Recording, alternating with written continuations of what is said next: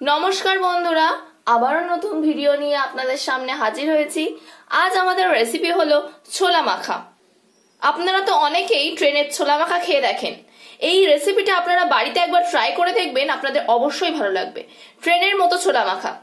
এই ছোলাগুলো হলো অঙ্কুরিত ছোলা। অঙ্কুরিত ছোলা শরীরের পক্ষে অত্যন্ত ভালো। চলুন দেখে নিই ছোলা মাখাটা কিভাবে বানাতে হবে। প্রথমেই দিয়ে দেব শসা কুচি, দিয়ে দেব লঙ্কা কুচি। লঙ্কা কুচিটা আপনারা আপনাদের স্বাদ মতন দেবেন। ধনিয়া পাতা এবং দিয়ে দেব পেঁয়াজ কুচি। এর মধ্যে দিয়ে দেব তেঁতুলের গ্রেভি।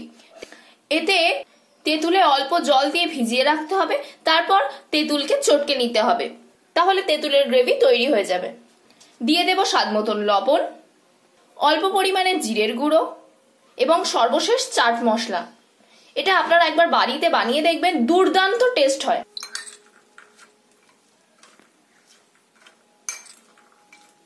আপনারা যদি একবার এটা বানিয়ে দেখতে পারেন, আপনারা কখনোই এই ছোলা মাখার কথা ভুলবেন না। আমাদের ছোলা মাখা তৈরি হয়ে গিয়েছে। ভিডিওটা ভালো লাগলে লাইক এবং শেয়ার করে দেবেন।